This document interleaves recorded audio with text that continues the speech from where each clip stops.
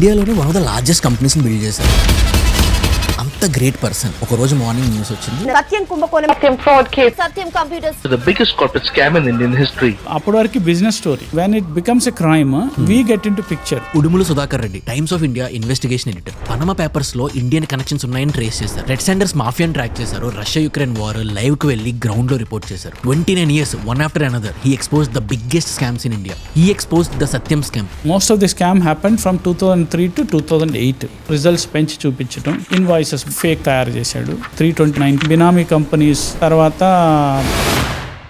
Interesting point ఏంటంటే, ఏదైతే జగన్ కేసులు హ్యాండిల్ చేసిన లక్ష్మీనారాయణే దీనికి సిబిఐ చీఫ్ ఉండే ఆయన. సత్యం అనే ఒక గొప్ప business man. How ended up in Chanchalguda jail. ఆ రోజు రాత్రి చెంచల్గూడ జైల్లో ఏమైంది అన్నది నేను రాశాను. ఏం జరిగింది సార్ ఆ రోజు? Still it is fresh in my memory that day. అసలు సత్యం అనేది it's more than an IT scam, it's a real estate scam. నాకేమనిపిస్తుంది అంటే, అట్లీస్ట్ అతను కంట్రీ వదిలేసి పారిపోలేదు కదా, లైక్ ఇతను అట్లీస్ట్ పారిపోకుండా అతనే కన్ఫెస్ చేసి నిజం ఒప్పుకున్నాడు కదా అని కొంతమంది అంటుంటారు. How do you see this? ఈయన ఎందుకు వెళ్ళలేదంటే, ఇతనితో ఆగలేదు, ఇతనితో మొదలవ్వలేదు. ఆర్థిక నేరాలు ముఖ్యమంత్రులు ఉన్నారు, మాజీ ముఖ్యమంత్రులు ఉన్నారు, అపోజిషన్ లీడర్స్ ఉన్నారు, ఎంపీలు ఉన్నారు, ఎమ్మెల్యేలు ఉన్నారు, ఐఏఎస్లు ఉన్నారు, ఐపీఎస్లు ఉన్నారు. It's rotten system. పాట పుష్పాలోన సమంత సాంగ్, దీపాలన్నీ ఆర్పేశాక అందరి బుద్ధి వంకర బుద్ధి. అందరూ దొంగలే. సరే, మీకు కానీ ఛాన్స్ దొరికితే రామలింగరాజు గారిని కలిసి ఆస్కింగ్ వన్ క్వశ్చన్, మీరేమడుగుతారు? 17 సంవత్సరాల తర్వాత కూడా మనం ఈ కేసు మాట్లాడుకున్నామంటే it's worth case to be talked about. నాకు మీ నుంచి ఒక చిన్న ఫేవర్ కావాలి. మీలో 90% ఆఫ్ ద పీపుల్ మన పాడ్కాస్ట్ చూస్తున్నారు కానీ సబ్స్క్రైబ్ చేసుకోవట్లేదు. మీ ప్రతి సబ్స్క్రైబర్ చాలా మ్యాటర్ చేస్తుంది. ప్లీజ్ సబ్స్క్రైబ్ చేసుకోండి. మీరు సబ్స్క్రైబ్ చేసి మాకు సపోర్ట్ చేస్తే మీరు ఇమాజిన్ చేయలేని గెస్ట్తో క్రేజీ అండ్ ఇన్సైట్ఫుల్ కాన్వర్సేషన్స్ని తీసుకొస్తాం. దానికోసం మీరు చేయాల్సింది ఒకటే, కింద కనిపిస్తున్న సబ్స్క్రైబ్ బటన్ని నొక్కి పెట్టుకోండి. మీరు సబ్స్క్రైబ్ చేశారని అనుకుంటున్నాను. Let's get in to the podcast. Satyam Ramalinga Raju ఈ పేరు వినగానే టిల్ 2009 ఒక దేవుళ్ళ చూసేవారు. చాలామందికి ఒక కామన్ మ్యాన్ బిగ్ డ్రీమ్స్ని కూడా అచీవ్ చేయగలడు అనే దానికి ఒక లైన్ రాశారంటే సత్యం రామలింగరాజు గారే. ఇండియాలోనే వన్ ఆఫ్ ద లార్జెస్ట్ కంపెనీస్ని బిల్డ్ చేశారు. 50,000 పీపుల్ ఎంప్లాయీస్, $2 billion వాల్యుయేషన్కి రీచ్ అయింది. $2 billion వాల్యుయేషన్కి రీచ్ అయింది కంపెనీ. అంత గ్రేట్ పర్సన్. ఒకరోజు మార్నింగ్ న్యూస్ వచ్చింది, సత్యం స్కామ్, సత్యం స్కాండల్ అని. ఆ టైంకి వీఆర్ చాలా యంగ్ సార్ మేమందరం. మాకు యాక్చువల్లీ ఏం జరిగిందో తెలీదు. If you can go through, because మీరు ఎందుకంటే ఆ టైంలో గ్రౌండ్స్లో ఉన్నారు, ఏం జరిగిందో అంతా క్లియర్గా చూశారు కాబట్టి ఇఫ్ యూ కెన్ వాకస్ త్రూ ఏం జరిగింది ఆ day entire from morning to night. ఒక 2 విషయాలు మనం మాట్లాడుకోవాలి స్పష్టంగా, 2-3 విషయాలు. ఒకటి, ఒక టెక్స్ట్ బుక్ కేసు ఇది. దేనికి? ఒక మల్టీ డిసిప్లినరీ ఇన్వెస్టిగేషన్ భారతదేశంలో అతి తొలి కేసుల్లో ఎలా జరిగింది అన్నది. రైట్. ఇంకోటి ఇంట్రెస్టింగ్ పాయింట్ ఏంటంటే, ఏదైతే జగన్ కేసులు తర్వాత చాలా కేసులు హ్యాండిల్ చేసిన లక్ష్మీనారాయణే దీనికి సిబిఐ చీఫ్ ఉండే ఆయన. ఓకే. ఈ కేసుకు కూడా. రైట్. సో తర్వాత ఎట్లా ఇన్వెస్టిగేషన్ జరిగింది అన్నది ఒకటి. రెండోది, గవర్నమెంట్ ఎలా రివైవ్ చేసింది ఈ కంపెనీ, టెక్ మహీంద్రాగా ఎలా మారింది, ఏమైంది ఈ process. Because that is very important. Indian Inc ఫేస్ని, అంటే ఇండియన్ ఎలా సేవ్ చేసింది అప్పుడు మన్మోహన్ సింగ్ అందరూ వీక్ ప్రైమ్ మినిస్టర్ అని, యాక్సిడెంటల్ ప్రైమ్ మినిస్టర్ అని అనవసరంగా మాట్లాడే పరిస్థితుల్లో మన్మోహన్ లాంటి ఎకనామిక్ మేధావి ఎట్లా ఆయన గవర్నమెంట్ ఈ కంపెనీకి 53,000 మంది ఎంప్లాయీస్ని లైఫ్లు సేవ్ చేస్తారనేది, 3 లక్షల మంది షేర్ హోల్డర్స్, దాదాపు 3 లక్షల మంది షేర్ హోల్డర్స్ అన్నది ఒక ఇంట్రెస్టింగ్ కేసు. సో అయితే అప్పుడులో సత్యం స్టోరీ ఏంటంటే, ఒక సగటు మధ్యతరగతి ఆంధ్రప్రదేశ్ సంబంధించిన వ్యక్తి కానీ హూఎవర్ సాఫ్ట్వేర్ టెక్కి, మా బంధువుల్లోనే చాలామంది సత్యంలో పనిచేసి వాళ్ళ లైఫ్ పెరిగింది అని మనం కూడా చూసాం. చాలామంది మాట్లాడటం, వాళ్ళ average spending, average expenditure, average salary, everything as that is a growth story positively. అయితే ఇప్పుడు ఎక్కడ తేడా వచ్చిందంటే, మనం చూసినట్టు most of the scam happened from 2003 to 2008 మధ్యలో జరిగింది. ఈ స్కామ్ ఎలా అంటే, ప్రతిసారి క్వార్టర్స్లో రిజల్ట్స్ పెంచి చూపించడం, 100 కోట్ల రూపాయలు ఎక్కువ చూపించడం. అంటే తనకు వచ్చిన ఆదాయానికన్నా తనకు వచ్చిన రెవెన్యూ సేల్స్ కన్నా ఎక్కువ చూపించడం, అంటే లేని ఆదాయాన్ని చూపించడం. ఈ లేని ఆదాయాన్ని చూపించడానికి ఆయన ఏం చేశాడు, ఇన్వాయిసెస్ ఫేక్ తయారు చేశాడు. తర్వాత రిజర్వ్స్ కూడా డిపాజిట్స్, ఫేక్ డిపాజిట్. హెచ్డిఎఫ్సిలో అకౌంటే లేని పక్షంలో, అంటే పర్సనల్ అకౌంట్ కాదు, కంపెనీ ఎక్కువ చూపించాడు. తర్వాత ఫిక్స్డ్ డిపాజిట్స్, ఎంప్లాయీస్ని కూడా ఫిక్సీసెస్ ఎంప్లాయీస్, మరి ఎంత వాల్యూమ్స్ జనరేట్ అయినప్పుడు ఫిక్సీసెస్ ఎంప్లాయీస్ని కూడా ఆయన సృష్టించి చేశాడు. సో అది గ్యాప్ పెరుగుతూ వచ్చింది. ఆ టైంలో ఏమవుతుందంటే ఈయన మైటాస్ని అక్వైర్ చేసుకుంటాడు. ఎందుకంటే ఈ ప్రాబ్లము, బికాజ్ మైటాస్ అనేది Satyam opposite Maytas infra, Maytas properties అని వాళ్ళ సన్స్, వాళ్ళ రిలేటివ్స్ పేర్ల మీద ఉన్న కంపెనీ అక్వైర్ చేసుకోవాలని బోర్డు నిర్ణయం తీసుకొని, ఆ బోర్డు ప్రకారం ఆ నిర్ణయంలో మైటాస్ అక్విజిషన్ కోసం పోతాడు. పోయినప్పుడు ఆ రిజల్ట్స్ అక్కడ ముఖ్యంగా because this company is listed in New York stock exchange and Indian Nasdaq. So అప్పుడు ఏమవుతుంది, అక్కడ ఇన్వెస్టర్స్ నుంచి బ్యాక్లాష్ వస్తుంది. ఎవ్రీబడి స్టార్టెడ్ వై అంటే ఫ్యామిలీ కంపెనీని ఎందుకు అక్వైర్ చేసుకుంటున్నాడు అనే ఆలోచనతో అందరూ దాంట్లోంచి క్విట్ అవ్వటం, అమ్ముకోవటం, దాంట్లో షేర్ ప్లమెట్ అవుతుంది. సో ఇమీడియట్లీ బికాజ్ అప్పటికే he was worried, he no this is the only way out. ఒక వాదన ఏంటంటే మనం చూసాం బ్యాడ్ బాయ్, ఆయన తన ఫ్యామిలీ కంపెనీనే సాక్రిఫైస్ చేయడానికి ట్రై చేశాడు అనే వాదన వచ్చింది అని ఒక నెరేటివ్. సో అందులో ఆ ప్రయత్నం అక్కడ నడవలేదు, ఆ ప్రయత్నంలో. ఎందుకంటే వాళ్ళు ఇన్వెస్టర్స్ బ్యాక్లాష్ వచ్చింది కాబట్టి అగైన్ హీ క్యాన్సిల్ దట్. 2008లోనే డిసెంబర్లో మనకి ఇదైంది, ఏది అక్విజిషన్ గొడవ. 2009 జనవరి 7th he wrote a confession letter. అప్పటికే కొంతమంది డైరెక్టర్స్ రిజైన్ చేశారు. అప్పటికే కన్ఫెస్ చేయకముందు 1 or 2 డైరెక్టర్స్ రిజైన్ చేశారు. ఇదంతా ఇష్యూ అవుతుంది. So what happened in 2009 January 7th he announced this. అది పెద్ద షాక్, మీరు అందరు చూశారు, అందరికి ఎవ్రీబడి గాట్ షాక్డ్. ఆ టైంలో chief minister doctor YS Rajasekhara Reddy, he is abroad. ఇప్పుడు ఎస్ఎస్పి యాదవ్ అని డీజీపీ ఉండేవాడు. కన్ఫెషన్ అయిన తర్వాత we're tracking that story. Obviously as a crime reporter అప్పటి వరకు బిజినెస్ స్టోరీ, రైట్, మనకి when it becomes a crime we get in to picture. So we're tracking that story. అప్పుడు ఇంత టీవీలో హడావిడి తక్కువ ఉండేది అప్పుడప్పుడే. సో అప్పుడు మాకు పోలీస్ సోర్సెస్ ఉంటాయి, పోలీసులకి అన్నీ తెలుస్తుంటాయి. Because they didn't register a case. Next రోజు లీనా మంగత్ అని ఒక ఆవిడ ఏం చెప్తుందంటే, నా లైఫ్ సేవింగ్స్ ఒక 19,000 నేను షేర్ పెట్టాను ఇందులో. ఆ షేర్లన్నీ పడిపోయినాయి, ఇప్పుడు చాలా తగ్గిపోయింది కదా, 580 రూపీస్ నుంచి 11.5 రూపీస్కి షేర్ పడిపోయింది. అంత పడిపోయింది, నేను నష్టపోయానని ఆ లీనా మంగత్ అనే ఆవిడ ఎప్పుడో కంప్లైంట్ ఇచ్చింది. కానీ ఎప్పుడైతే వైఎస్ఆర్ తిరిగి వస్తాడో, ఒక 2 రోజుల తర్వాత వస్తే ఆయన వచ్చి ఆయనకి సెంటర్ నుంచి ప్రెషర్ ఉంటుంది, you have to take something action అని. 2, ఒకటి company revival, that is centre will take care. Second one investigation. Okay, ఏం జరిగింది ఏంటని. ఎప్పుడైతే ఆదేశాలు వచ్చినాయో, రాజశేఖర రెడ్డి తిరిగి రాగానే he will call all the police, DGP SSP Yadav. మేము ట్రాక్ చేస్తున్నాం డీజీపీ ఆఫీస్లో, సీఎంఓలో. అప్పుడు హీ విల్ స్కోల్డ్ దెమ్, ఎందుకు మీరు ఇంతవరకు యాక్షన్ తీసుకోలేదు, వెంటనే ఎఫ్ఐఆర్ రిజిస్టర్ చేసి. అంటే ఆ లీనా మంగత్ కంప్లైంట్ ఉంది, చాలామంది వస్తారు complaint, but Leena Mangat complaint తీసుకొని, ఒక సాధారణ మహిళ ఆవిడ రిటైర్ అయిన మహిళ, ఆవిడ కంప్లైంట్ తీసుకొని ఎఫ్ఐఆర్ బుక్ చేస్తారు. క్రిమినల్ కాన్స్పిరసీ, చీటింగ్, ఫోర్జరీ ఇలాంటి సెక్షన్ల కింద. ఎందుకంటే అకౌంట్స్ కుక్అప్ చేసి లేనివి చూపించి ప్రజల్ని మోసం చేసి వాళ్ళకి నష్టం కలిగించాడు. ఎందుకంటే చాలా స్టాక్లోనే అమెరికాలో, ఇండియాలో కొన్ని వేల కోట్లు నష్టపోయారు ప్రజలు. ఆ కేసు బుక్ అయింది. బుక్ అవ్వగానే వీళ్ళు కన్ఫెస్ చేసిన తర్వాత ఈయన వెళ్ళి కొంపల్లిలో గెస్ట్ హౌస్ ఉంటుంది, ఫామ్ హౌస్, అక్కడ గెస్ట్ హౌస్లో కూర్చుంటాడు ఆయన, వాళ్ళ బ్రదరు. వీళ్ళు పోలీసు అక్కడికి వెళ్తారు. మేము కూడా, అంటే అప్పుడు బైకే, సో దాని మీద మేము కూడా వెళ్ళాం కొంపల్లికి. వీళ్ళు కార్లో, వాళ్ళు పోలీసు అరెస్ట్ చేయరు, వాళ్ళే both of them in their car drives to DGP office. Okay.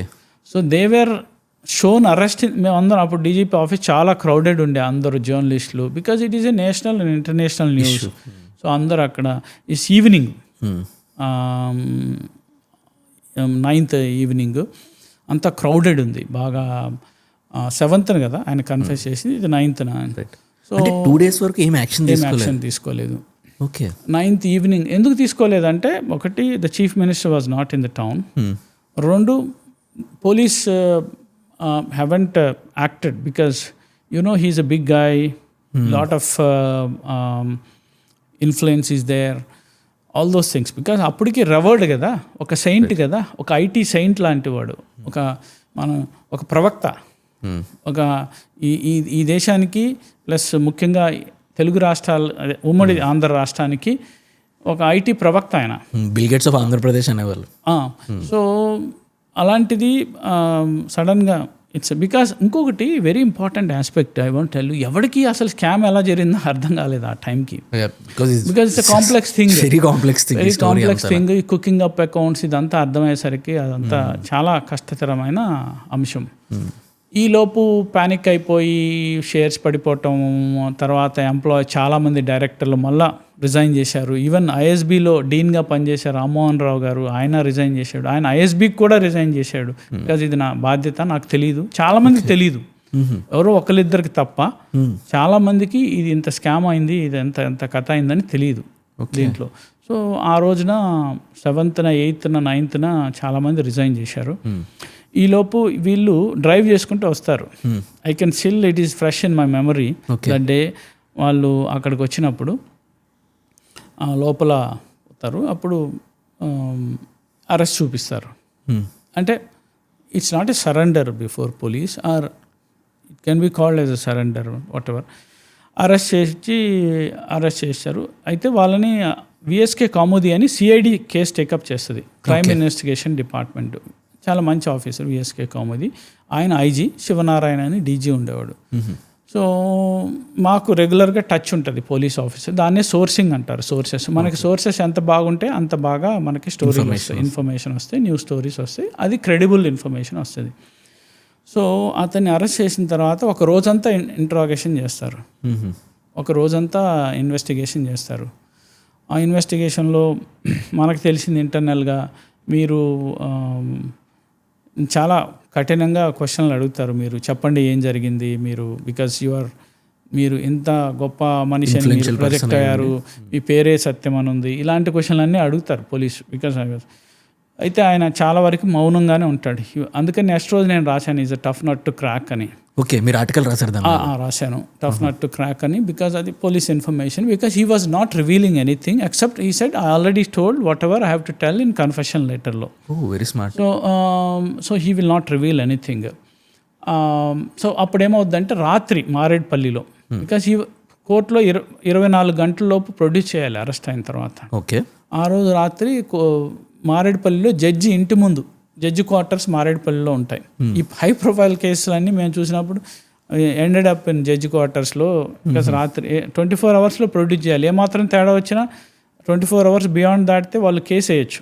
Okay, నువ్వు 24 hours beyond you kept in police custody అని. ఓకే. సో అరెస్ట్ చూపిస్తారు, అక్కడంతా మీడియా గందరగోళం అదంతా.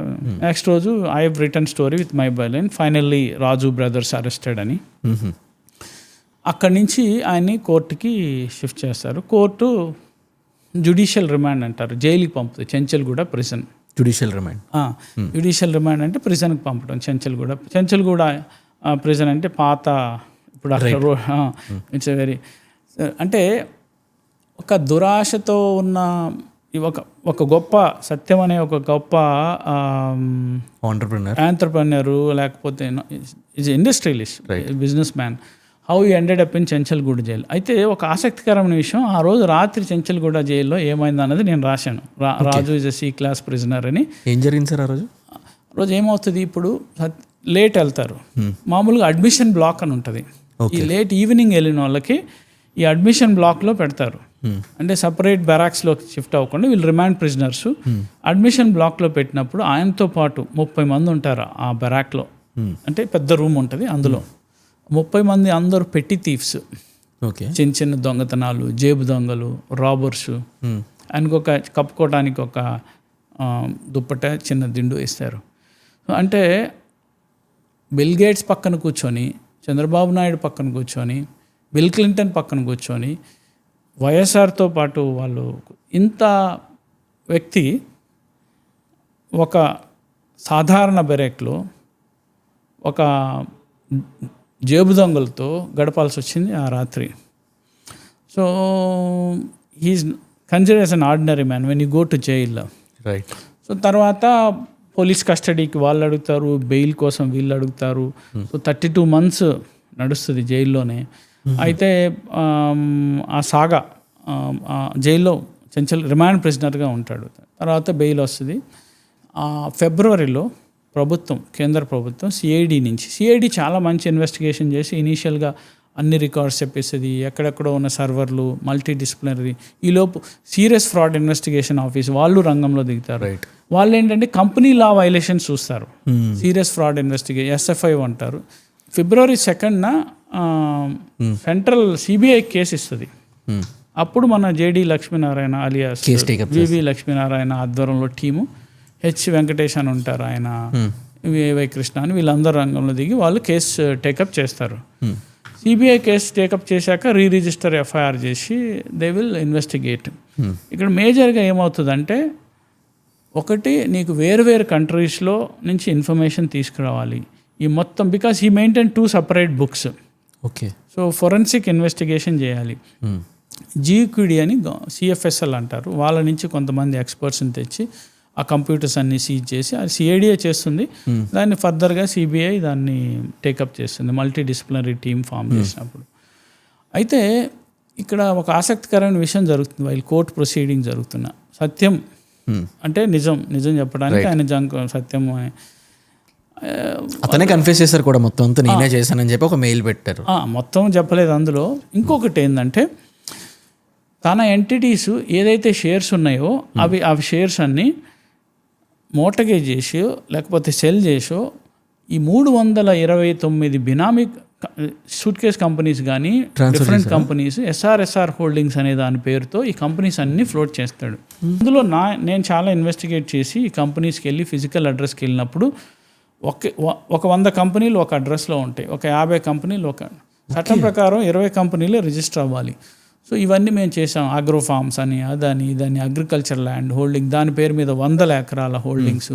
సో దీన్ని సిబిఐ కూడా తర్వాత ప్రూవ్ చేసి, ఇగో ఇన్ని కంపెనీలకి ఇలా షేర్స్ పంపించి ప్లెడ్జ్ చేసి సెల్ చేసి దాని నుంచి ఈ కంపెనీలన్నీ ఫామ్ అయినాయి. ఇవన్నీ వీళ్ళ ఎంటిటీస్, రిలేటెడ్ ఎంటిటీస్ అని తీసుకొచ్చింది. అట్లే మైటాస్ కూడా ప్రోబ్ ఎదుర్కొంది. అయితే సత్యం నుంచి మైటాస్కి కానీ డైరెక్ట్గా వెళ్ళినట్టు ఎక్కడా ప్రూవ్ అవ్వలేదు. But there is scheme that happened with ఈ 328 కంపెనీలు. మరి నీ ఇంటెన్షన్ కరెక్ట్గా ఉన్నప్పుడు నువ్వు కేవలం ఈ కంపెనీని 4వ స్థాయికి తీసుకెళ్ళాలి అంటే దాంట్లో ఇదంతా మాట్లాడలేదు ఆ బ్యాడ్ బాయ్ బిలియనియర్స్లో. నువ్వు 4వ స్థానానికి తీసుకెళ్లాలని అదే ఒక ఉద్దేశంతో అయి ఉంటే నువ్వు ఎందుకు 328 కంపెనీలు ఫ్లోట్ చేసావు? నువ్వు కానీ నీ మనిషి, నాకు సంబంధం లేదు, నీ మనుషులే కదా. కన్ఫెషన్లో ఇన్వెస్టిగేషన్లో తేలింది. ఎందుకు ఇన్ని కంపెనీలు ఫ్లోట్ చేశారు, ఎందుకు వాటి పేరు మీద ఇన్ని 100 ఎకరాలు? అసలు సత్యం అనేది it's more than an IT scam, it's a real estate scam. కొన్ని 100 ఎకరాలు వాళ్ళ పేర్ల మీద సిటీలో నేను రాశాను నా స్టోరీస్లో కూడా. హౌ ఇమీడియట్గా మీరు చూస్తే you want to show that how Raju bought land అన్నది. సో లాట్ ఆఫ్ ఇది నేను చెప్తా ఉన్నాను. SFI 60 సత్యం సర్వర్స్ డిఫరెంట్ ఏజెన్సీస్లో ఉన్నది. తర్వాత సెక్యూర్డ్ ఫ్రాడ్ ఇన్వెస్టిగేషన్, ఆయన సొంత అకౌంట్స్ క్లీనప్ చేశాడు అన్నది. సో రకరకాల ల్యాండ్ డీల్స్ కూడా చాలా ఇంపార్టెంట్ ఈ మొత్తం కేసులో. హౌ ఈ ఓన్స్ మెనీ ప్లాట్స్ అన్నది. సార్ మీరు సిరీస్ ఆఫ్ ఈవెంట్స్ చెప్పారు, అంటే లైక్ వాట్ మేమంతా న్యూస్లో చూసింది డిఫరెంట్ థింగ్స్, చాలా కొన్ని స్టోరీస్ కుకప్ ఉన్నాయి, కొన్ని స్టోరీస్ మాత్రమే ఫ్యాక్ట్స్ ఉన్నాయి, కొన్ని రియల్లీ ప్రూవ్ అయ్యాయి. బట్ యాక్చువల్లీ ఒక కామన్ మ్యాన్ పర్స్పెక్టివ్లో చూస్తే ద డే రాజు గారు ఏదైతే కన్ఫెస్ చేశారో ఆ రోజు యాక్చువల్లీ 53,000 మంది కంపెనీ స్టాఫ్ ఉన్నారు, ఎంప్లాయీస్. వాళ్ళ లైఫ్ ఏమైంది, ఇతను అరెస్ట్ అవ్వకముందు 2 days యాక్చువల్లీ ఏం జరిగింది ఆన్ గ్రౌండ్స్, మీరు విట్నెస్ చేసింది ఏమైనా మీకు గుర్తుంటే, మీరు ఇన్వెస్టిగేట్ చేసింది ఏమైనా గుర్తుంటే ఆ 2 days ఏం జరిగిందో. అంటే ఆయన ఎప్పుడైతే కన్ఫెషన్ చేశాడో అంతా తలకిందులు అయిపోయింది. కంపెనీ మూతపడిపోద్దనే భయాందోళనలు, ఎంప్లాయీస్ వాళ్ళు ఏం చేయాలో అర్థం, మా ఉద్యోగాలు పోతాయనే భయం, లేకపోతే ఇన్వెస్టర్లు అందరూ బికాస్ అమ్ముకునే వాళ్ళు తక్కువ, ప్లస్ రేట్లు పడిపోయినాయి, ఏం చేయాలో తెలియని అగమ్యగోచర స్థితిలో చాలామంది ఉన్నారు. ఆ టైంలో అంటే ఈ 53,000 మంది ఎంప్లాయీస్కి ఫ్యూచర్, బికాస్ జీతాలు కట్టడానికి కూడా డబ్బులు లేవు, అవును, రిజర్వ్స్లో డబ్బులు రిజర్వ్స్ లేవు. ఈ టైంలో ఏమైందంటే Manmohan Singh government took a very strong, ఒకటి భారతదేశానికి సత్యం కేసు ఒక మచ్చ అవుతుంది, ఓకే. ఇందులో మనం 2 ప్రాంగ్డ్ స్ట్రాటజీ, ఒకటి కంపెనీని రివైవ్ చేయటం, 2 ఇన్వెస్టిగేషన్ చేసి ఆయన్ని అరెస్ట్ చేసి కన్విక్షన్కి తీసుకెళ్ళటం. ఈ 2 చేయకపోతే దేశం మీద, ఈ దేశ ప్రతిష్ట మీద, అప్పుడే ఎదుగుతున్న ఎకానమీ మీద, ఐటీ రంగం మీద విపరీతమైన ప్రభావం చూపిస్తుంది ఓకే అన్నది ఒక క్వశ్చన్ వచ్చింది. అందుకని సిఐడి ఫస్ట్ 1 month వైఎస్ఆర్ గవర్నమెంట్లో వాళ్ళు బాగా ఇన్వెస్టిగేషన్ చేశారు. ఇమీడియట్ ఫస్ట్ ఫ్యూ డేస్లో కూడా మేము we try to reach out to maximum people, ఎంప్లాయీస్తో మాట్లాడాము, కొంతమంది అనానిమస్గా మాట్లాడారు, తర్వాత ఇన్వెస్టర్స్తో మాట్లాడాము, వాళ్ళంటే ఓపెన్గా చెప్తారు. సో అదైన తర్వాత, ఎప్పుడైతే అరెస్ట్ అయిన తర్వాత ఈ సీన్ మారిపోతుంది. ఈలోపు గవర్నమెంట్ ఏం చేస్తుందంటే, యూనియన్ గవర్నమెంట్ ఈ పాత డైరెక్టర్లు రిజైన్ చేసిన వాళ్ళు తీసేసిన బోర్డుని రద్దు చేసి కొత్తగా డైరెక్టర్ని, అంటే సమాజంలో మంచి పలుకుబడి ఉన్న వ్యక్తుల్ని, మీరు చూసుంటారు హెచ్డిఎఫ్సి చైర్మన్ని అప్పుడు హ్యాండ్ టేక్ ఓవర్ చేసుకోమని అడుగుతారు, ఆయన one of the directors. So there are lot of other people, సమాజంలో పలుకుబడి మంచి నేమ్ ఉన్న వ్యక్తులు, వాళ్ళందరూ బోర్డులోకి వస్తారు. సో వచ్చినప్పుడు ఒక ప్లాన్ గవర్నమెంట్, ఒకటి ఈ 3 లక్షల మంది షేర్ హోల్డర్స్ కానీ 53 ఇలా ఇంట్రెస్ట్లు ప్రొటెక్ట్ చేయాలి, దీన్ని ఎలా చేయాలి అన్నది ఆ ప్లాన్లో భాగంగా వీళ్ళు అంత బుక్స్ వెరిఫై చేస్తారు ముందు, అసలు ఏమున్నాయి ఎంత జరిగింది, బికాస్ పోలీసుకు కూడా కావాలి. సిఐడి వాళ్ళు సత్యం ఆఫీస్కి పోతారు, అక్కడ వాళ్ళకి 2 మెయిన్ ఆఫీసులు చాలా చోట్ల ఉన్నాయి అక్కడ, బికాస్ వాళ్ళ ఫౌండేషన్ కూడా ఉంది, వైరాజు ఫౌండేషన్ బాచుపల్లిలో. మీకు తెలిసి 108 అంబులెన్స్ ఫస్ట్ వాళ్ళు స్టార్ట్ చేసి, అంటే రాజశేఖర రెడ్డి టైంలో ఆయన గవర్నమెంట్, ఇది ప్రైవేట్ పార్ట్నర్ ఈయన, తర్వాత జీవీకే వస్తుంది, ఈఎంఆర్ఐ ప్రైవేట్ పార్ట్నర్ అవుతుంది. అయితే ఆ ఫౌండేషన్లో కూడా రైడ్స్ అవుతాయి, మేము అక్కడికి కూడా వెళ్ళాము. తర్వాత ఇక్కడ హెడ్ ఆఫీస్లో అన్ని చోట్ల, వాటెవర్ బాచుపల్లిలో ఇక్కడ అన్ని చోట్ల రైడ్స్ అవుతాయి. రైడ్స్ అయినప్పుడు డాక్యుమెంట్స్ యూజ్ చేస్తారు. ఈ బుక్స్లో కనపడుతుంది అసలు క్యాష్ రిజర్వ్సే లేవు, ఎంప్లాయీస్కి శాలరీ పే చేయడానికి కూడా డబ్బులు లేని పరిస్థితి. అప్పుడు ఈ బోర్డు ఏం చేస్తుందంటే, ముందు రిజల్యూషన్లో భాగంగా లోన్స్ కావాలి, ఫస్ట్ 600 కోట్లు. మామూలుగా బ్యాంక్స్ లోన్స్, బికాస్ కంపెనీ మూతపడే పరిస్థితిలో ఉంటే బ్యాంకు లోన్ ఇవ్వటం కష్టం కదా. అయితే ఆ బోర్డులో ఉన్న వాళ్ళు పెద్దవాళ్ళు కాబట్టి, ఆయన హెచ్డిఎఫ్సి బ్యాంక్ సంబంధించిన ఆయన కాబట్టి, ప్లస్ గవర్నమెంట్ అష్యూరెన్స్ ఇచ్చింది కాబట్టి, మీకు తెలుసా ఎల్ఐసికే మామూలు మిగతా బ్యాంకులు 10 కోట్ల దాకా నష్టపోతాయి. అప్పుడు ఎల్ఐసికి కూడా దాదాపు 750 కోట్లు సంథింగ్ నష్టపోతుంది ఇందులో, లైఫ్ ఇన్సూరెన్స్ కార్పొరేషన్ వాళ్ళు పెట్టిన investments. So it's mentioned in one of the court orders.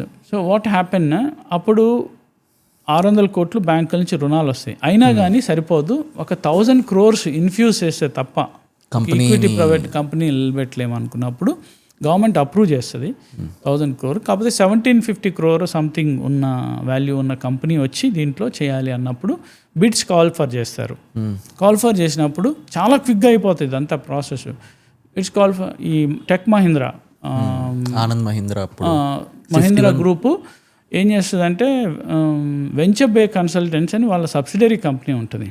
చాలామంది బిడ్స్ ఫైల్ చేస్తే ఈ వెంచర్ బే కన్సల్టెన్సీ ఫైల్ చేసిన బిడ్ని ఎంత గవర్నమెంట్ ఎంత కాన్స్పిక్యుయస్గా, ఎంత ట్రాన్స్పరెంట్గా నడుపుతుందంటే, బికాజ్ ఈయన కూడా ఆ బిడ్డింగ్ కూడా ఒక former supreme court chief justice okay ఆధ్వర్యంలో బిడ్స్ ఓపెన్ చేస్తారు. ఆయన ఉండగా ఆయన సర్టిఫై చేస్తాడు ఈ బిడ్స్ కరెక్ట్గానే. వీళ్ళకి వస్తుంది అప్పుడు మహీంద్రా వాళ్ళకి వస్తే వాళ్ళు డబ్బులు పే చేస్తారు, ఆ ఇన్ఫ్యూజ్ అయితే వాళ్ళకి ఈక్విటీ షేర్ 51% ఇస్తారు. దాంతో వాళ్ళు దే బికమ్ ఇది అట్లా కంపెనీని సేవ్ చేస్తారు. తర్వాత ఇన్ఫ్యూజ్ చేశారు డబ్బులు. ఇంకోటి తక్కువకే వస్తుంది వాళ్ళకి, $16 million. సో తక్కువకి వస్తుంది ప్లస్. బట్ అయితే ఇక్కడ అర్థం చేసుకోవాల్సింది ఏంటంటే, సత్యంకి లేదు ల్యాండ్, మైటాస్కి ఉంది, మైటాస్ ఇన్ఫ్రాకు ఉంది, మైటాస్ ప్రాపర్టీస్కి ఉంది, మళ్ళీ ఈ 328 కంపెనీలకు ఉంది.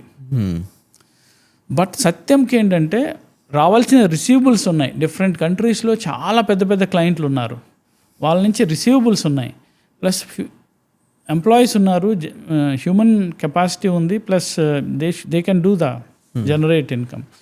సో అట్లా టెక్ మహీంద్రా అవుతుంది. టెక్ మహీంద్రా టేక్ ఓవర్ చేసి అది company take over, sustaining the employees and running it is a very successful story. Because government took అంటే ఇక్కడ ఇంపార్టెంట్ అంటే ఒక ప్రభుత్వానికి పొలిటికల్ విల్ ఉంటే ఏదైనా చేయొచ్చండి భారతదేశంలో. ప్రూవ్ చేశారు. అది మావోయిస్టుల ఇష్యూ అయినా, ఈ ఇన్వెస్టిగేషన్ అయినా, పొలిటికల్ విల్లు ఇది కరెక్ట్గా చేయాలి. ఇప్పుడు చాలా కంపెనీలు లోన్లు తీసుకొని ఎగ్గొట్టి చాలామంది ఉన్నారు, చాలా బ్యాడ్ బాయ్స్ ఉన్నారు, లోన్లు తీసుకొని ఎగ్గొట్టే వాళ్ళు మన దగ్గరే ఉన్నారు. ఎంపీలు ఉన్నారు, ఫార్మర్ ఎంపీలు ఉన్నారు. సో అయితే ఈ ఎన్సిఎల్టీలో కేసులు ఎలా పోతున్నాయో మీకు తెలుసు. అయితే ఆ పొలిటికల్ విల్ ఇంపార్టెంట్. ఆ రోజున ప్రభుత్వానికి పొలిటికల్ విల్తో చేసింది కాబట్టి కంపెనీ సర్వైవ్ అయ్యి అంతా గాడిన పడ్డారు. అయితే ప్యారలల్గా ఇన్వెస్టిగేషన్లో ఏం జరిగిందంటే సిబిఐ టేక్ ఓవర్ చేసింది. సిబిఐతో పాటు ఎస్ఎఫ్ఐ వచ్చింది. ఎస్ఎఫ్ఐ తర్వాత ఈడీ వచ్చింది. సెబీ కూడా ఇన్వెస్టిగేషన్ చేసింది. Because it is a fraud అన్న. ఈ మల్టీ డిసిప్లినరీ ఇన్వెస్టిగేషన్ బాగానే చేశారు.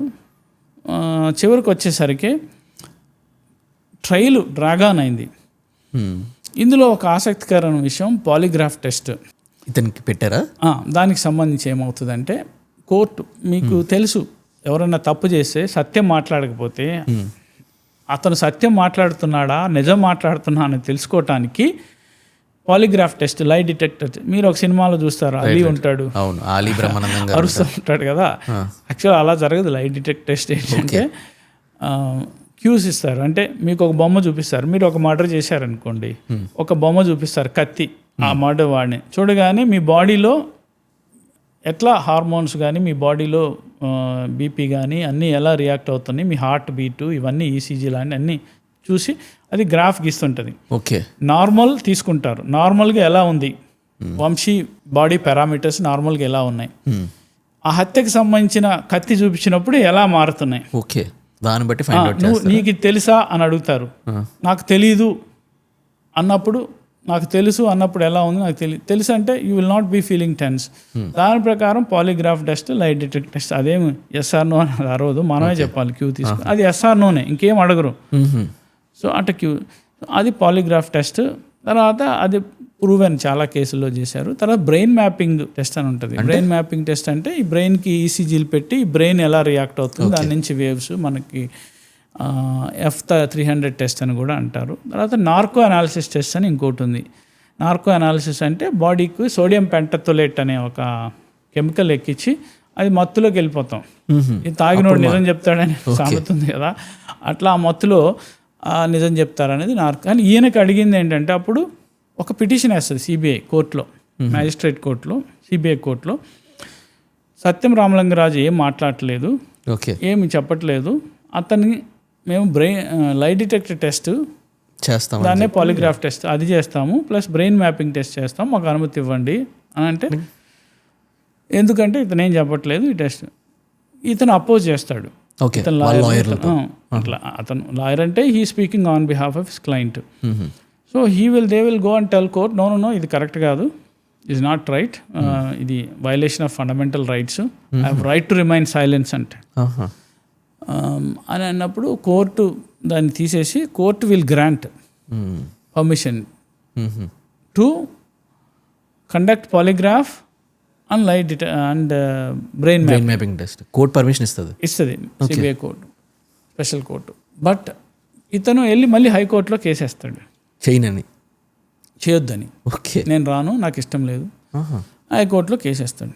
హైకోర్టు వాదోపవాదాలు విన్న తర్వాత 2 వర్షన్లు, కేస్ స్టడీసు అన్నీ విన్నాక high court local magistrate CBI court ఇచ్చిందని కొట్టేసి రామలింగరాజుకు అనుకూలంగా. ఎందుకంటే అది ఏం చెప్తుందంటే హైకోర్టు జడ్జిమెంట్లో కన్సెంట్ లేకుండా ఈ టెస్ట్ చేయకూడదు అని చెప్తుంది, అని కన్సెంట్ ఉండాలి ఇప్పటికైనా అంతే. ఇంట్రెస్టింగ్ థింగ్ ఏంటంటే అతనే కన్ఫెస్ చేసి తప్పంతా అతనే ఒప్పుకొని మెయిల్లోని, మరి లై డిటెక్టర్ టెక్స్ట్ పెట్టినప్పుడు ఎందుకు ఇగ్నోర్ చేస్తారు దాన్ని? అంటే you have your own legal rights, right. So once you are briefed by your lawyers, once you want to avoid far consequences because it all కాన్సిక్వెన్సెస్నా. అక్కడ ఏంటంటే ఆ కేసులో ఆ డాక్యుమెంట్స్ విల్ స్పీక్. నువ్వు ఫోర్జరీ చేసావా లేదా అని కంప్యూటర్లో నువ్వు మెయింటైన్ చేసిన సపరేట్ బుక్స్, అసలు బుక్స్, కుక్డప్ బుక్స్ ఇవన్నీ కనపడతాయి కదా. సో అవి ప్లస్ అదర్ ఎవిడెన్సెస్, మెయిన్గా విట్నెసెస్, ఇవన్నీ సరిపోయినాయి ఆ కేసులో. అందుకనే 2015లో కన్విక్షన్ వస్తుంది, 7 సంవత్సరాలు జైలు శిక్ష ప్లస్ 5 కోట్లు ఫైన్. తర్వాత వాళ్ళ తమ్ముడు రామరాజుకు కూడా 25 లక్షల ఫైన్. ఓకే. అయితే ఆయన తీసుకెళ్తారు, కానీ కొద్ది రోజుల్లోనే బెయిల్ వస్తుంది.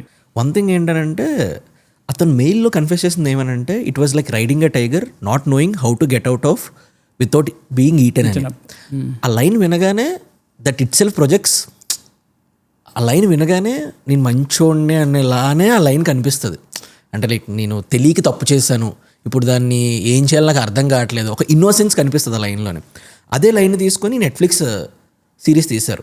అంటే చాలా క్లెవర్గా ఆ లైన్ని టు జనరేట్ సింపతి అతను చేశాడా అనేది one big question. That was a good statement which he made, that riding a tiger and all those things. ఒకటి ఇంపార్టెంట్ సార్, మన సైకలాజికల్గా ఆలోచించినప్పుడు మనిషికి ఇమేజ్ చట్రంలో ఇరుక్కున్న మనిషి చాలా భయంకరమైన జీవితం సార్ అది. ఇప్పుడు నేనైనా మీరైనా ఒక జర్నలిస్టు, ఒక నిజాయితీ లేకపోతే ఒక ఆ ఇమేజ్ చట్టం అనేది దాన్ని కంటిన్యూ చేయడానికి, ఒకవేళ అది ఫేక్ ఇమేజ్, మీరు మొన్న చూశారు ఎవడో రోల్డ్ గోల్డ్, రైట్, వాడు మళ్ళీ ఎంత జరిగినా బయటకు వచ్చి అబద్ధాలే చెప్తున్నాడు, ఇంతే చెప్తున్నాడు. సో ఆ ఇమేజ్ చట్టంలో ఇరుక్కున్న మనిషి దానికోసం ఎంతకైనా తెగిస్తాడు ఇమేజ్ని కాపాడుకోవటానికి. బికాస్ రామలింగరాజు, బైరాజు రామలింగరాజు అనే వ్యక్తి సత్యం కంప్యూటర్స్ అధినేతగా, సత్యం రామలింగరాజుగా ఒక ఇమేజ్ చట్టంలో ఇరుక్కొని అల్టిమేట్గా when factually legally when we're talking it's a crime. Right. It's not you and me telling, it is he himself confessed, it is CID, CBI, SFIO, ED, everybody spoke about 328 కంపెనీలు. Sir మీరు ఇన్ని articles రాశారు కదా ఆ టైంలో, entire case అవుతున్నప్పుడు ఎన్నో articles, ఎన్నో చాలా కష్టపడి ఇన్వెస్టిగేషన్ చేసి ఆర్టికల్స్ రాశారు. ఎవరైనా పెద్ద పెద్ద ఇండస్ట్రియలిస్టులు కానీ, పొలిటీషియన్స్ కానీ, పోలీస్ ఆఫీసర్స్ కానీ ఎవరైనా కాల్ చేసి రాయడం ఆపే అని చెప్పడం కానీ, లేదా మీరే రాస్తున్నప్పుడు ఇది బయటికి వెళ్తే హౌ పీపుల్ రియాక్ట్ అనే థింగ్లో ఆలోచించి ఏదైనా ఆర్టికల్ రాయకుండా ఆపడం, ఇలా 2 థింగ్స్ ఏమైనా జరిగాయి సార్? అంటే ఇక్కడ 2-3 అంశాలు. ఈ కేసు సంబంధించి ఏం జరగలేదు. ఓకే. ఈ కేసులో రాశారు. ఇన్ జనరల్గా ఏంటంటే 2-3 అంశాలు మనకి రాయొద్దని అడుగుతారు, బెదిరిస్తారు, రాసిన తర్వాత చెప్తారు, రకరకాల ప్రలోభాలకు గురి చేయాలని చూడొచ్చు, లేకపోతే బెదిరించవచ్చు, లేకపోతే ఆఫీస్ ముందుకు వచ్చి ధర్నాలు చేయొచ్చు, లేకపోతే ఇట్స్ లీగల్ థ్రెట్స్. ఏమైనా ఫేస్ చేస్తారు సార్ అలాంటివి? చాలా ఫేస్ చేశాను నేను. అంటే నేను చేసింది చాలా స్మగ్లర్ల మీద, ఆర్గనైజ్డ్ క్రిమినల్స్ మీద, ట్యాక్స్ ఎవేడర్స్ మీద. ఇప్పుడు రెడ్ హ్యాండెడ్ స్మగ్లింగ్ ఉంది, Interpol's most wanted smuggler Sahul Hameed మీద ఇన్వెస్టిగేషన్ చేశాను. ఇక్కడున్న చాలామంది వాంటెడ్ స్మగ్లర్స్, గంగిరెడ్డి ఇలాంటి వాళ్ళందరి మీద. ఈ సినిమాలో పుష్ప చూపించిందంతా ఫిక్షన్, మనం చేసింది రియల్ స్టోరీ, రియల్ ఇన్వెస్టిగేషన్. 4 దేశాలు తిరిగాం, తమిళనాడు వెళ్ళాం, రియల్గా వాడి స్టోరీ ఇదంతా. అదనే కాదు, చాలా ఉంటాయి. Human hair smuggling, tax evasion, demonetisation scam, Chinese companies, human hair smuggling, మనిషి జుట్టుని అక్రమ రవాణా, బోర్డర్స్లో terror. So we will get lot of threats, ఈ మల్టిపుల్ స్కామ్స్ థ్రెట్స్ ఉంటాయి. అదే మాదిరిగా మేజర్గా ఏంటంటే అధికారంలో ఉన్నవాడు ఎక్కువ ప్రాబ్లం కాజ్ చేస్తాడు. అధికారంలో, అది పోలీస్ అయినా లేకపోతే పొలిటీషియన్ అయినా, వాళ్ళతో ఎక్కువ ప్రాబ్లం ఉంటుంది. సరే, నేను ఒకటి నమ్ముతాను, ఇంకా సత్యం అని మాట్లాడు. నేను ఎప్పుడు చెప్తుంటాను ఎక్కువ ఇంటర్వ్యూస్లో కూడా, let lose the truth, it will protect it self, it will defend it self and it will also defend you.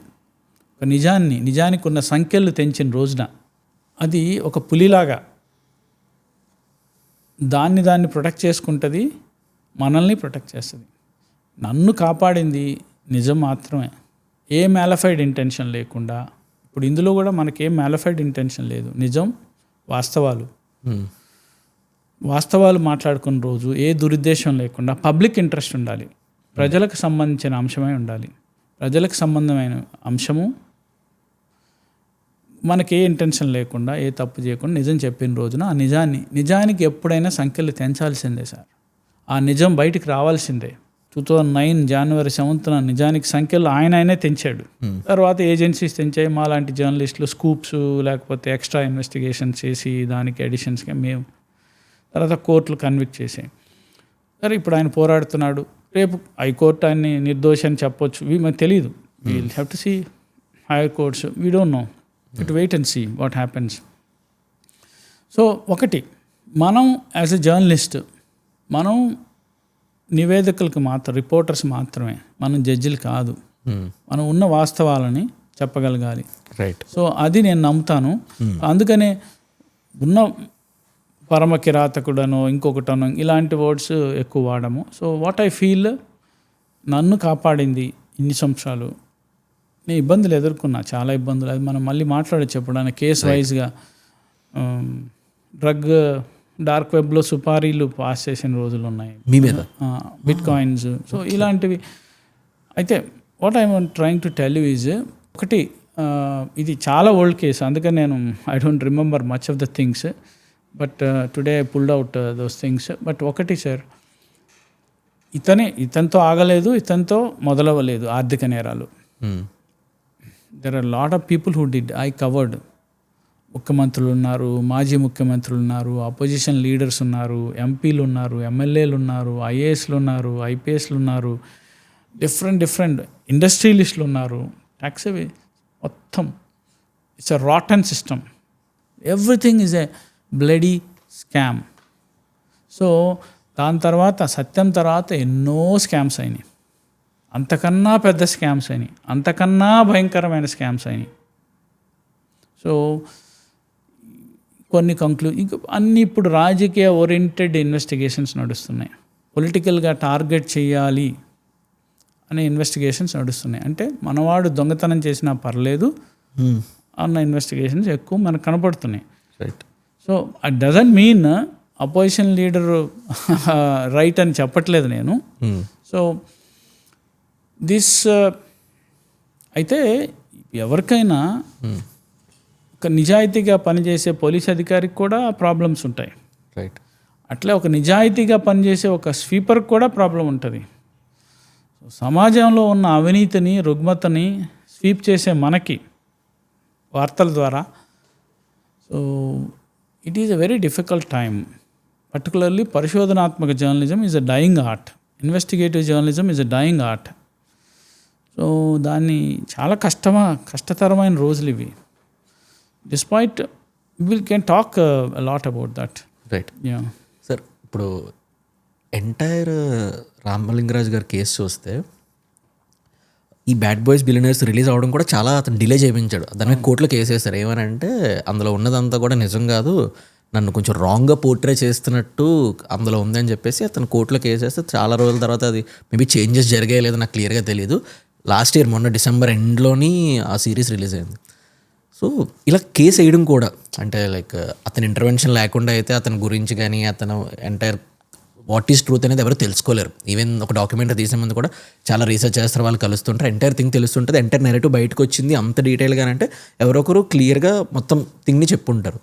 So ఈ నెరేటివ్ని కంట్రోల్ చేయడానికి అంటే లైక్ అందులో ఇంకా అతని గురించి రాంగ్గా చూపిస్తున్నారు అంటే లైక్ పీపుల్ ఇంకా అతను చేసింది తప్పు కాదు అని అనుకోవాలని చెప్పి అతను కోర్టులో కేసు వేశారంటారా వెరీ క్లియర్గా? అంటే అంటే ఇప్పుడు ఒకటి సార్, రెప్యుటేషన్ ఇప్పుడు ఫ్రీడమ్ ఆఫ్ ది ప్రెస్కి మీ వాక్ స్వాతంత్ర్యానికైనా నా వాక్ స్వాతంత్ర్యానికైనా పరిమితులు ఉంటాయి. రైట్. ఏంటంటే రీజనబుల్ రెస్ట్రిక్షన్స్ రకరకాల ఉన్నాయి. దేశ సార్వభౌమాధికారం, వాళ్ళ సోవరిటీ ఆఫ్ ది కంట్రీ, ఫ్రెండ్లీ నేషన్స్తో గొడవలు రాకుండా, ఇలా రకరకాలు. అందులో ఒకటి రెప్యుటేషన్, అంటే పరువు నష్టం కలిగించకుండా ఉండాలి. దానికి సంబంధించి సో ఆయన రెప్యుటేషన్ కోసం ఆయన. బట్ ఇక్కడ ఇష్యూ ఏంటంటే కన్విక్షన్ అయిన కేసు ఇంకా కోర్టు ట్రయల్లో ఉంటేనో లేకపోతే కోర్టు ఇతను నిరపరాధి అని చెప్తేనో అది వేరు, కన్విక్షన్ అయిన కేసు. రెండోది ఏంటంటే ఒకటి ఆయన యాంగిల్ నుంచి ఆలోచించినప్పుడు ఒకవేళ ఆయన నిర్దోషి అని తేలితే there is something call right to be forgotten. అంటే రైట్ టు బి ఫర్గాటన్ అంటే సపోజ్ ఒక మర్డర్ చేశాడని పోలీసులు కేసు పెట్టారు. ఆ కేసు గురించి వార్తలన్నీ రాశారు, అందరు వార్తలు. రేపు కోర్టు అక్విట్ చేసింది, ఇతను మర్డర్ చేయలేదు, ఇతను నిర్దోషి అని. అది రీజన్ ఏదైనా కావచ్చు, సాక్ష్యాధారాలు లేవని. అతను ఈ పేపర్లో కానీ లేకపోతే టీవీలో కానీ అతను ఇంకా ఉంటుంది, అతను వెళ్ళి కోర్టుకు వెళ్ళి ఇది రిమూవ్ చేయమని అడగొచ్చు. దాన్నే right to be forgotten. Okay, అదొకటి ఈ మధ్య ఎక్కువ నడుస్తుంది. బట్ దాని గురించి డిఫరెంట్ అంశాలు ఉన్నాయి. People are fighting against that right to be forgotten. ఈ కేసులో అయితే వన్ సపోజ్ టుమారో, బట్ ఇక్కడ మనం జడ్జిలు జడ్జిమెంట్ వచ్చింది కదా court, we are talking about those things. ఇప్పుడు నేను మాట్లాడిన దాన్ని is all accusations of CBI, it is accusations of CID, accusations of SEBI, accusations of SFIO, accusations of ED. Right, 100 డాక్యుమెంట్లు ఉన్నాయి, ఆధార్స్ వాళ్ళందరూ, and accusations of the complainant and the judgement given by the court. Right, he can differ and say ఆయన నేను చేయలేదు అని he can defend himself. Yeah, ఇప్పుడు మీకు ఏమైనా ఐడియా ఉందా సార్ వాట్ ఈస్ సత్యం రామలింగరాజు గారు doing at present?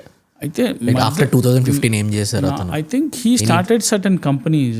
I think ఏదో చేయాలని చూశారు, but I don't have exact details. అది కూడా సంథింగ్ ఏ రిలేటెడ్ కంపెనీ ఏదో. నేను ఆర్టికల్ చదివాను సార్. ఇప్పుడు మీరు చెప్పిన తర్వాత మీలాంటి వాళ్ళు కలిసిన తర్వాత చదివింది ఎంతవరకు నిజం ఎంతవరకు అబద్ధం క్లారిటీ రావట్లేదు సార్. అది అంటే it's reliable source, credible source అయితే నమ్మొచ్చు. బట్ ఏదో బ్లాగ్ స్పాట్లు అంటే మనం కొంచెం కష్టం. కానీ company I think is try to start and do something. అతను డైరెక్ట్ స్టార్ట్ చేయలేదు, ఎవరో స్టార్ట్ చేయించారు, దానికి ఇతను మెంటర్షిప్ చేస్తున్నారు కంపెనీకి. It's a related company started in 2020 అని చదివాను. But definitely is a great business brain. Right, true. ఈ story is a story to be told, both senses, positively and on the negative side also. Negative side is what we discussed. ఇక్కడ నేను అంటే మనం రేషనలిస్టిక్గా ఆలోచించి ఒక తప్పు కాదు ఇది. Entire thing is a bubble, entire thing is a cooked up thing నా. Right, so you should look at that angle. నిన్న మా ఫ్లాట్లో డిస్కషన్ అవుతుంది, ఇలాగా ఒక ఇన్వెస్టిగేటివ్ జర్నలిస్ట్ని తీసుకొస్తున్నాను పాడ్కాస్ట్కి. వెరీ ఇంపార్టెంట్ క్రేజీ ఎపిసోడ్ అసలు.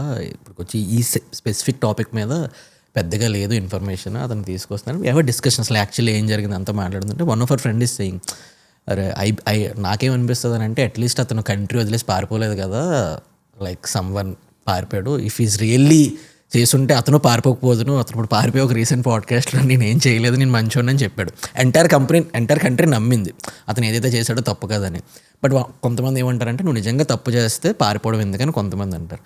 ఇతను అట్లీస్ట్ పారిపోకుండా అతనే కన్ఫెస్ చేసి నిజం ఒప్పుకున్నాడు కదా అని కొంతమంది అంటుంటారు. How do you see this as an investigative journalist? అంటే మామూలుగా there is something call plead guilty. Okay, plead guilty అంటే నువ్వు ఇఫ్ యూ ప్లీడ్ గిల్టీ నీకు శిక్ష తగ్గొచ్చు. If there is a strong evidence, అదొకటి ఉంది చట్టంలో, శిక్ష తగ్గించుకోవడానికి ప్లీడ్ గిల్టీ చేస్తారు. If you are not plead guilty and prosecution is proving, you can become, నువ్వు నిర్దోషిగా బయటకు రావచ్చు. Prosecution is proving, then you will. ఈయన ఎందుకు వెళ్ళలేదంటే అమెరికాలో విక్టిమ్స్ అయ్యారు కదా New York. So it's a bigger case there, it's a bigger thing there, it's a bigger. So but మనం అంటే నేను అదే చెప్తున్నాను ఎంటైర్ పాడ్కాస్ట్లో, I'm trying to stick to facts rather than moral. Because ఒకటి మొరాలిటీ అన్నీ రిలేటివ్ కదా. అదే ఎంత ట్రై చేసినా మీరు చెప్పట్లేదు. ఇప్పుడు ఇంకా పాట ఉంది కదా, ఏంటి అది, పాట పుష్పాలోనా సమంత సాంగ్.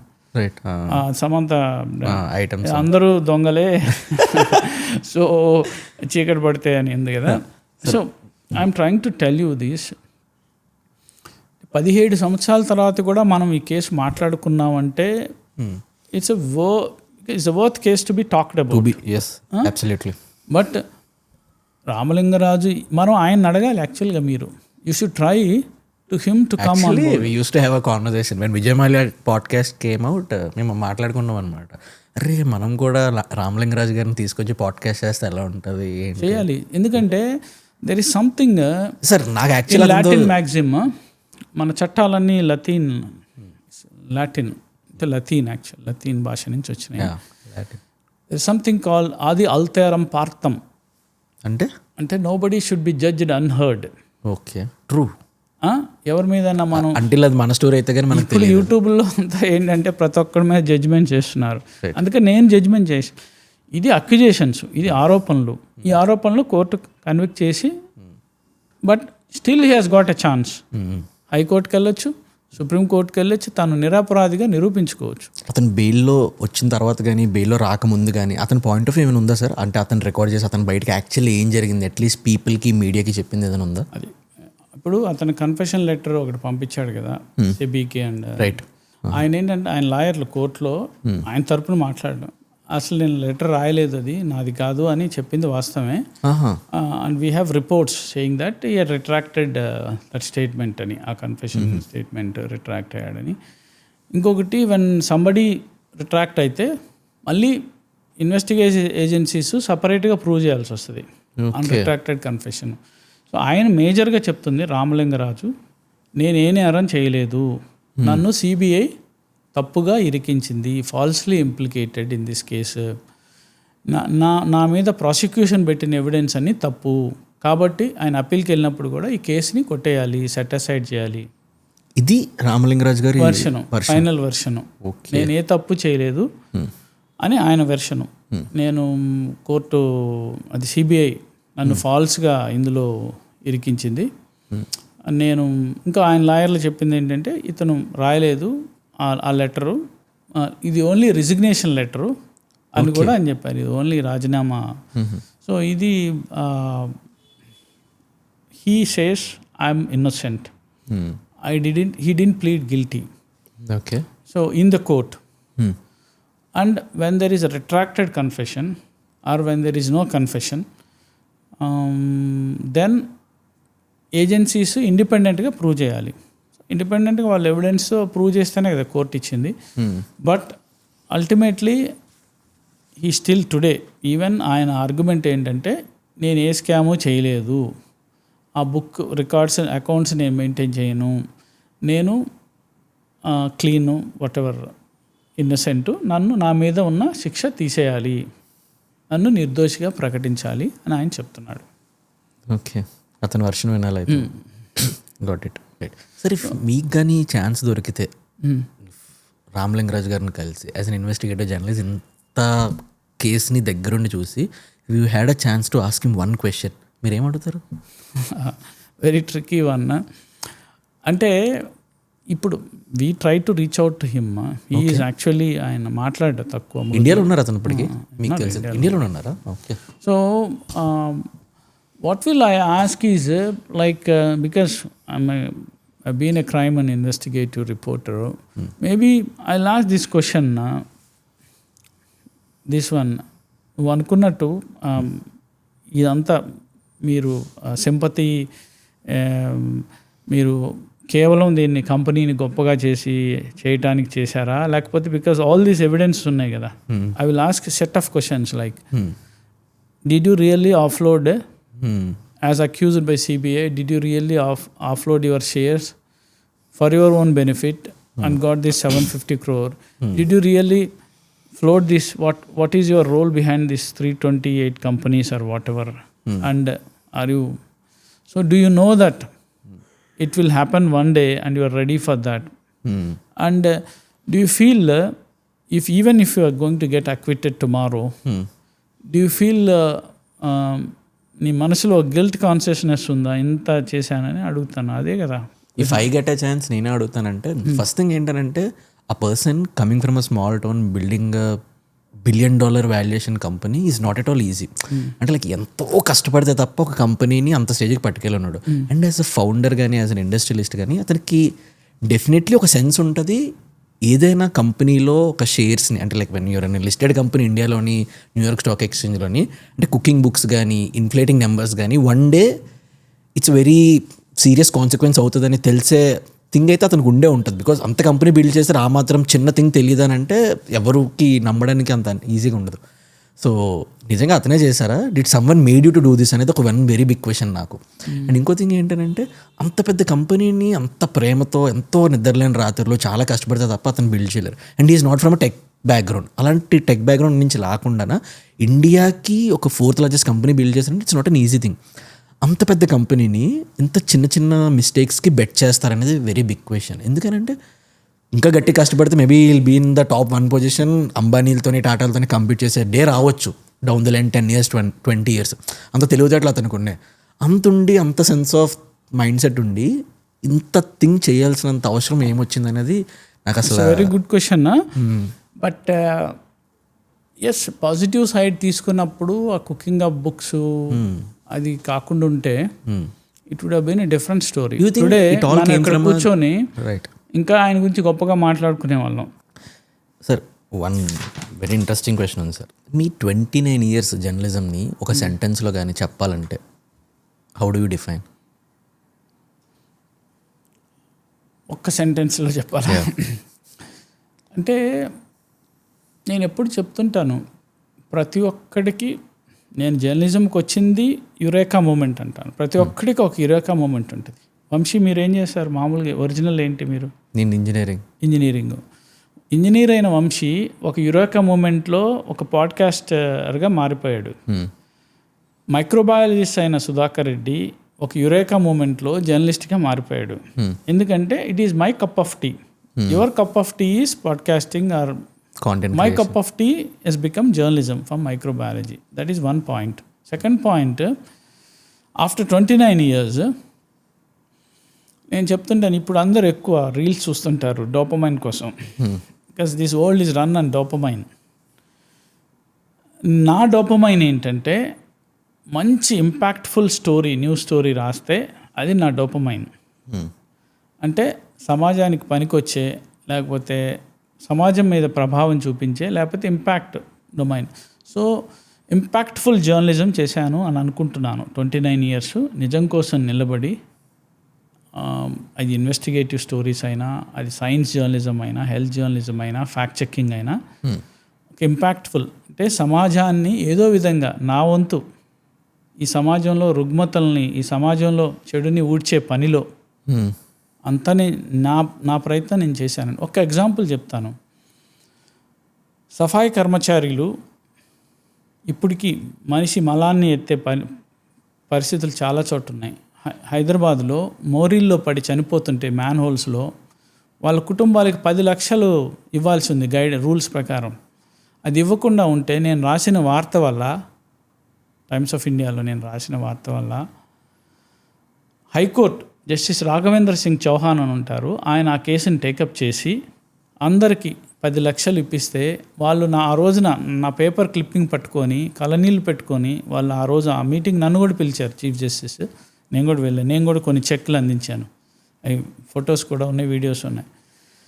అది అంటే వాళ్ళకి, ఆ పేద ప్రజలకి వాళ్ళ జీవితంలో వెలుగులు నింపే పని అది. అట్లనే రైతు ఆత్మహత్యల గురించి మనం రాసినప్పుడు వాళ్ళకి ఎక్స్గ్రేషియా దొరికినప్పుడు, అట్లనే ఒక కరప్ట్ అధికారి, ఒక అవినీతి అధికారి వాడిని అరెస్ట్కి దారి తీసినప్పుడు, అవినీతి అధికారి కానీ ఒక ట్యాక్స్ ఎవేజన్ వల్ల, మొన్న మీరు చూసుంటారు బిర్యానీ రెస్టారెంట్స్, అది నా స్టోరీ.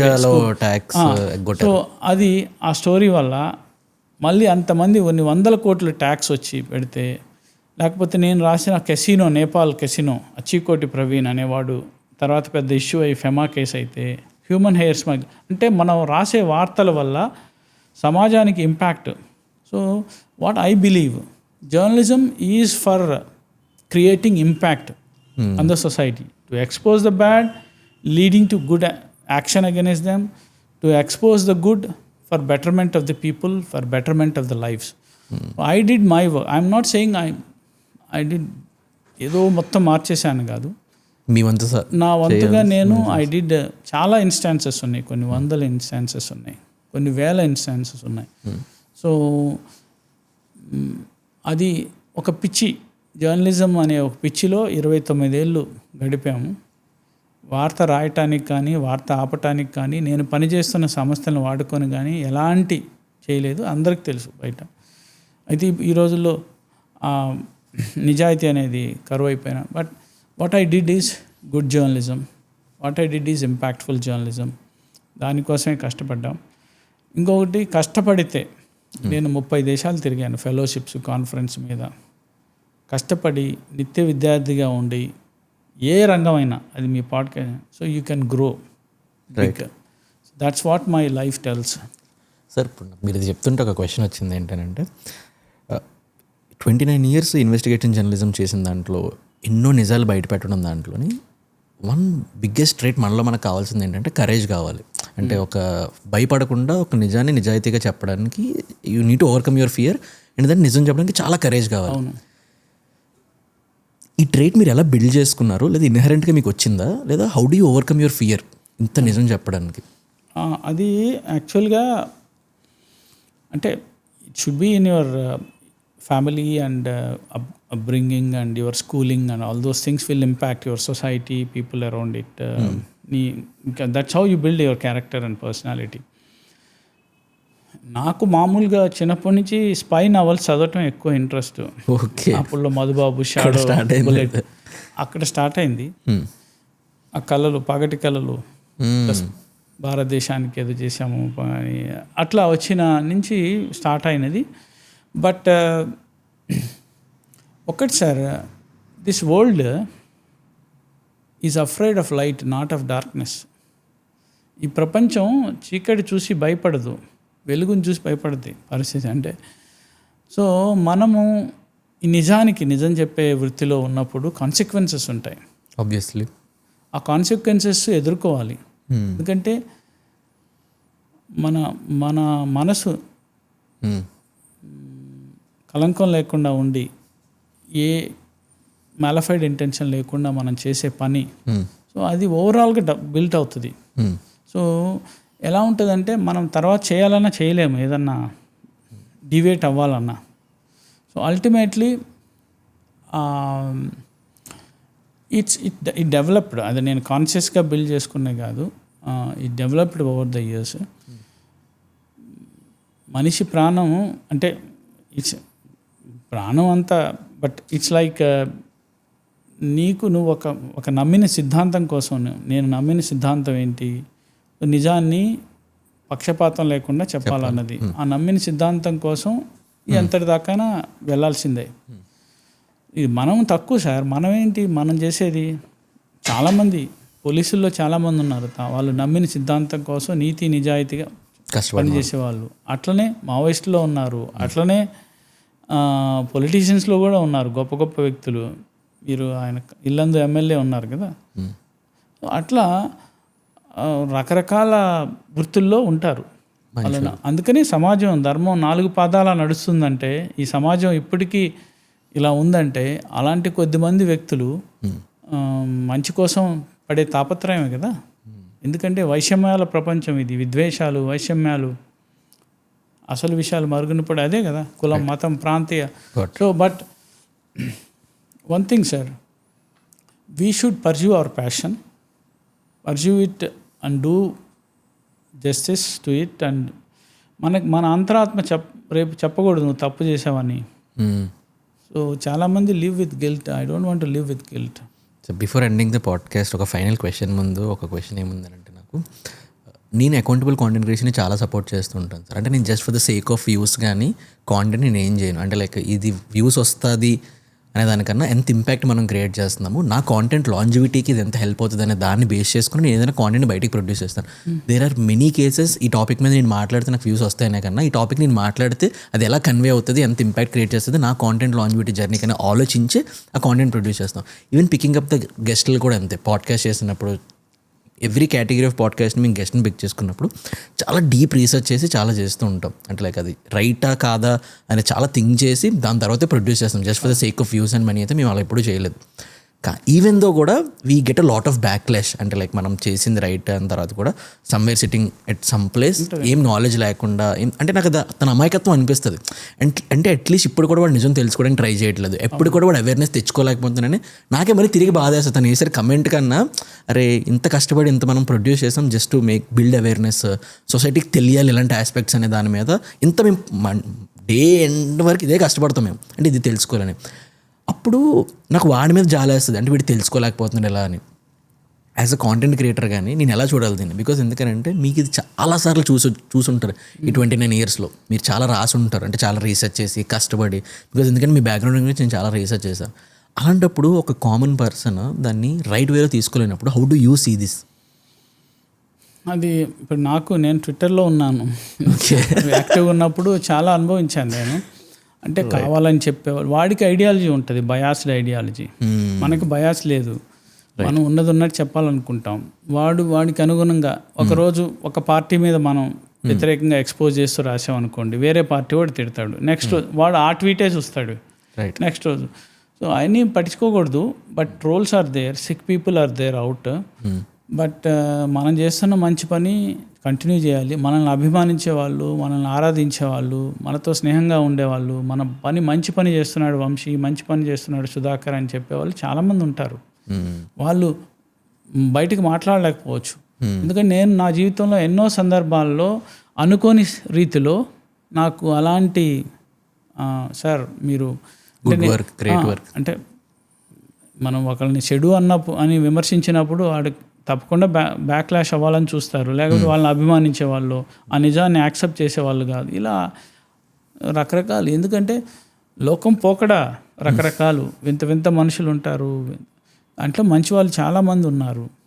బట్ ఇన్ జనరల్గా ఒక కామనర్ ఎక్కువ నేను కామన్ మ్యాన్, కామన్ సెన్స్కి ఎక్కువ విలువిస్తా. ఎందుకంటే వాళ్ళు చాలా తెలివిగా ఉంటారు, చాలా ఎక్కువ మంది ప్రజలు మాట్లాడకపోవచ్చు. లేకపోతే ఇన్ని ప్రభుత్వాలు ఎందుకు మారుతాయి ఎలక్షన్స్లో? సరే, so that I think if as long as you're doing good work, but నువ్వు only virality is also important. ఫ్యాక్ట్తో పాటు positive virality, that is important for you to go. And otherwise నువ్వు ఎంత రాసినా ఈ జనాలకు రీచ్ అవ్వకపోతే, గొప్ప సినిమా తీస్తే, ఇప్పుడు మణిరత్నం దొంగ లాంటి గొప్ప సినిమా తీశాడు. మణిరత్నం నాకు అత్యంత ఆదర్శనీయమైన డైరెక్టరు. నా జీవితంలో కొన్ని ఎండమూరి వీరేంద్రనాథ్, శ్రీశ్రీ, మణిరత్నం ఇలాంటి కొంతమంది రచయితలు, సినిమా డైరెక్టర్లు నా జీవితం మీద ప్రభావితం చూపారు. మీరు అన్నారు చూడండి, they will all influence your family, mentors. So Mani Ratnam దొంగ సినిమా తీశాడు. దాంట్లో గొప్ప సందేశం ఉంటుంది. ఒక పాట ఉంటుంది, కొత్త బంగారు లోకం మాకు కావాలి సొంతం, ఇలా మహిళ నిలవాలి ప్రేమ, ఇలా సమస్య పోవాలి స్వార్థం అని. ఇట్లా కానీ ఆ సినిమాని చాలా ఎంటర్టైనింగ్గా తీస్తాడు. అందులోనే అందమైన పాటలు ఉంటాయి, అందగత్తికి అమ్మైతే ఊరి కత్త, అది ఇదని. So I'm trying to tell, he is trying to Mumbai సినిమా మీరు చూడాలి తప్పకుండా. సో అందులో కూడా he sends a message, but at the same time he will add the commercial elements. So obviously virality plus ఇది. సో నువ్వు ఓన్లీ ఒక ఆర్ట్ ఫిల్మ్ తీస్తే అది వెళ్ళదు. It's like facts thick on అవుతూనే, that is your job and that is. మాకు ఆ problem లేదు యూజువల్, బట్ మేము ఇంట్రెస్టింగ్ స్టోరీస్ తీసుకొస్తాం. అందులో కూడా we will have to write interesting way, but ఫ్యాక్ట్స్కి డివేట్ అవ్వకుండా. సార్, మీ ఎంటైర్ ఈ జర్నలిజం జర్నీలోని మీరు నేర్చుకున్న 3 బెస్ట్ లైఫ్ లెసన్స్? ఒకటి, you should be a student for life. అంటే నేను ఏదో సాధించేశాను, ఇన్ని సంవత్సరాలు ఉన్నాను, నేర్చుకున్నాను, నేను ఇంకా నేర్చుకోవాల్సింది ఏమీ లేదు అనుకోవటం భ్రమ. You have to be a student for life. కొత్తవి నేర్చుకోవాలి. ఇప్పుడు నేనున్నాను, I'm an expert on AI, I'm an expert and fact checking. I train people. నేను పాత తరం జర్నలిస్ట్ అనుకోను, లేకపోతే నేను డిజిటల్లో I know everything about how digital works. I know SEO. I did digital marketing from ISB. నాకు 4 UGలు 4 PUGలు, I'm still doing my PhD in political communication.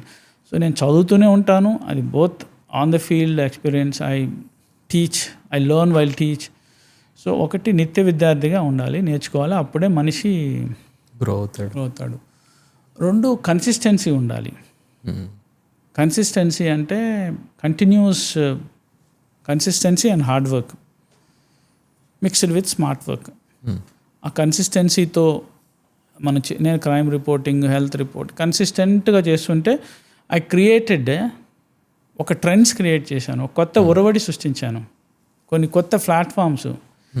Plus దాంట్లో డెప్త్గా వెళ్ళిపోయి ఇన్డెప్త్ వెళ్ళిపోయి లోతుగా పరిశోధించి చేయాలి.